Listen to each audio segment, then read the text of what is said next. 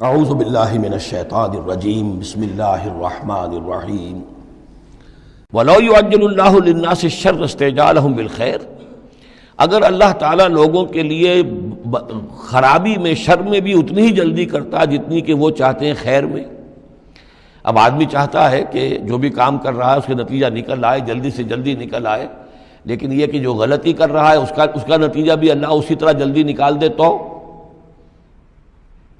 اللہ تعالیٰ تو بڑا حلیم ہے، وہ تمہارے اچھے اعمال کا بدلہ بھی جو دے گا تو وقت آنے پر دے گا، اور جو تمہاری غلطیاں ہیں، گناہ ہیں، سختیاں جو تم کر رہے ہو، معصیت، اس کی سزا میں بھی وہ جلدی نہیں کرتا۔ وَلَوْ يُعَجِّلُ اللَّهُ لِلنَّاسِ الشَّرَّ اسْتِعْجَالَهُم بِالْخَيْرِ، اگر اللہ جلدی کر دیتا لوگوں کے لیے برائی، جیسے کہ وہ جلدی مانگتے ہیں خیر، لَقُضِيَ إِلَيْهِمْ أَجَلُهُمْ، تو ان کی اجل کبھی کی پوری ہو چکی ہوتی، ان کی مدت عمر ختم ہو چکی ہوتی۔ فَنَذَرُ الَّذِينَ لَا يَرْجُونَ لِقَاءَنَا، پھر وہ الفاظ آئے، اور پھر ہم چھوڑ دیں گے ان لوگوں کو جو ہمارے سے ملاقات کے امیدوار ہی نہیں۔ بڑا شان استغنا ہے، وہ ہم سے ملنا نہیں چاہتے تو ہمیں ان سے کیا دلچسپی ہے، وہ ہم سے ملاقات کے خواہاں نہیں تو ہمیں بھی اب ان کی طرف کوئی التفات نہیں۔ نظر الذین لا یرجون لقاءنا فی طغیانہم یعمہون، ہم چھوڑ دیں گے ان لوگوں کو جو ہم سے ملاقات کے امیدوار نہیں ہیں کہ وہ اپنی سرکشی کے اندر اندھے ہو کر بڑھتے چلے جائیں۔ وَإِذَا مَسَّ الْإِنسَانَ الضُّرُّ، اور جب انسان کو کوئی تکلیف پہنچتی ہے، دعانا لجنبہ، وہ ہمیں پکارتا ہے، دعا کرتا ہے، لیٹا ہوا پہلو کے بل، او قاعدن، یا بیٹھا ہوا، او قائمن، یا کھڑے ہوئے۔ فلما کشفنا عنہ ضرہ، اور جب ہم اس سے اس کی اس تکلیف کو دور کر دیتے ہیں، مر کأن لم یدعنا الی ضر مسہ، پھر وہ ایسے چل دیتا ہے جیسے اس نے کبھی ہمیں پکارا ہی نہیں تھا، کہ وہ تکلیف ہوئی نہیں تھی، اسے کوئی تکلیف ہوئی، وہ اس نے پکارا، ہمیں بھول جاتا ہے۔ کذالک زین للمسرفین ما کانوا یعملون، اس طریقے سے مزین کر دیا گیا ہے ان حد سے بڑھنے والوں کے لیے، بے باک لوگوں کے لیے، ان کے اعمال کو، یعنی ڈھٹائی ان کے اندر اتنی ہو گئی ہے، ذرا تکلیف ہم دے دیں تو ہمیں گڑ گڑا کر جو ہے دعائیں مانگ مانگ کر وہ جو ہے اپنی پوری رات گزار دیں گے، اور جب وہ تکلیف رفع ہو جائے تو ایسے بھول جائیں گے ہمیں جیسے ہمیں جانتے ہی نہیں۔ وَلَقَدْ أَهْلَكْنَا الْقُرُونَ مِن قَبْلِكُمْ، اور ہم نے تم سے پہلے بھی بہت سی نسلوں کو اور قوموں کو ہلاک کیا، لما ظلموا، جب انہوں نے گناہ کی روش اختیار کی، ظلم کا رویہ اختیار کیا، وَجَاءَتْهُمْ رُسُلُهُم بِالْبَيِّنَاتِ، اور ان کے پاس بھی آئے تھے ان کے رسول بینات لے کر، واضح تعلیمات لے کر، وَمَا كَانُوا لِيُؤْمِنُوا، لیکن وہ نہیں تھے ایمان لانے والے، كَذَلِكَ نَجْزِي الْقَوْمَ الْمُجْرِمِينَ، اسی طرح ہم بدلہ دیا کرتے ہیں مجرم لوگوں کو۔ ثُمَّ جَعَلْنَاكُمْ خَلَائِفَ فِي الْأَرْضِ مِن بَعْدِهِمْ، پھر ان کے بعد ہم نے تمہیں زمین میں ان کا جانشین بنا دیا، لِنَنظُرَ كَيْفَ تَعْمَلُونَ، تاکہ ہم دیکھیں کہ تم کیا کرتے ہو۔ یعنی یہ کہ یہ زندگی جو ہے دنیا کی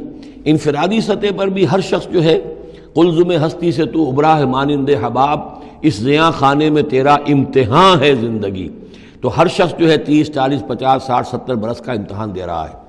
اور قومیں ہوتی ہیں، امتیں ہوتی ہیں، وہ بھی ایک مجموعی اور ایک طویل حساب کے ساتھ جو ہے ان کا بھی آزمائش کا دور ہوتا ہے، ان کی بھی آزمائش ہو رہی ہے۔ ثم جعلناکم خلائف فی الارض من بعدہم لننظر کیف تعملون واذا تتلی علیہم آیاتنا بینات، اور جب ان کو پڑھ کر سنائی جاتی ہیں ہماری روشن آیات، قال الذین لا یرجون لقاءنا، پھر وہی لفظ آ گیا، کہتے ہیں وہ لوگ کہ جو ہم سے ملاقات کے امیدوار نہیں ہیں، جب ہم سے ملاقات کے امیدوار نہیں، ہماری آیات کی طرف متوجہ نہیں، استہزاء کرتے ہیں، ان کو سنجیدگی سے سننے کی کوشش ہی نہیں کرتے، وہ کیا کہتے ہیں، ائت بقرآن غیر ھذا او بدلہ، اے محمد اس قرآن کے سوا کوئی قرآن آپ پیش کریں یا اس میں کوئی ترمیم کریں، اٹس ٹو ریجڈ، یہ تو بہت سخت ہے۔ آخر ہماری بھی کوئی بات مانی جانی چاہیے، کوئی کمپرومائز ہونا چاہیے، کچھ گیو اینڈ ٹیک ہونا چاہیے، کچھ ہمارے معبودوں کو آپ مانیں، کچھ ہم آپ کی باتیں مان لیں، کوئی نہ کوئی مصالحت کی روش ہونی چاہیے۔ یہ قرآن تو بالکل ان کمپرومائزنگ ہے، بہت ریجڈ ہے۔ ائت بقرآن غیر ھذا، اس کے علاوہ کوئی قرآن لائیے تو ہم مان لیں گے،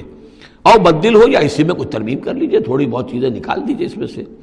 قل ما یکون لی ان ابدلہ من تلقاء نفسی، اے نبی کہہ دیجئے میرے لیے ہرگز ممکن نہیں ہے کہ میں اس میں اپنے جی سے، اپنی طرف سے کوئی تبدیلی کر دوں۔ ان اتبع الا ما یوحی الی، میں تو خود پیروی کرتا ہوں اس کی جو میری طرف وحی کی جا رہی ہے، میں پابند ہوں، میں اس کے اندر کوئی کمی بیشی، کوئی ترمیم و تنسیخ نہیں کر سکتا۔ انی اخاف ان عصیت ربی عذاب یوم عظیم، مجھے خود ڈر ہے اگر میں اپنے پروردگار کی نافرمانی کروں گا تو ایک بڑے دن کے عذاب کی پکڑ میں آ جاؤں گا۔ قل لو شاء اللہ ما تلوتہ علیکم، ان سے کہیے دیکھو اگر اللہ چاہتا میں یہ قرآن اس کو تمہیں پڑھ کر نہ سناتا، ولا ادراکم بہ، نہ میں یہ تم تک پہنچاتا، تمہیں واقف کراتا اس سے، فقد لبثت فیکم عمرا من قبلہ، تو اس سے پہلے بھی میں تمہارے درمیان ایک عمر گزار چکا ہوں، 40 برس تمہارے مابین رہا ہوں، میں نہ کوئی شاعر تھا نہ ساحر تھا، نہ میں نے کہیں کوئی مراقبے سیکھے، نہ کہیں کہانت جا کر سیکھی، میں نے کہیں بھی میری اس طرح کی کوئی دلچسپی رہی ہے تمہارے علم میں ہے کہیں میں نے کوئی مشق کی ہو؟ اگر کوئی شخص ادیب بننا چاہتا ہے تو بہرحال کوئی مشق کرتا ہے، کوئی شعر کہنا چاہتا ہے تو مشق کرتا ہے، پھر رفتہ رفتہ منجھ جاتا ہے، اس کی صلاحیتیں نکھر جاتی ہیں۔ میں نے پوری 40 برس کی زندگی میں کوئی ایسی شے دیکھی، قد لبثت فیکم عمرا من قبلہ، اس سے پہلے میں تمہارے درمیان ایک عمر گزار چکا ہوں، افلا تعقلون، تو کیا عقل سے کام نہیں لیتے؟ فمن اظلم ممن افترى علی اللہ کذبا، تو کون بڑھ کر ظالم ہوگا اس سے جس نے اللہ کی طرف جھوٹ بات منسوب کی؟ یعنی اگر یہ قرآن جو میرے پاس آ رہا ہے اللہ کی طرف سے نہیں ہے اور میں گھڑ کر پیش کر رہا ہوں تو مجھ سے بڑھ کر ظالم کوئی نہیں، مجھ سے بڑا گناہ گار کوئی نہیں۔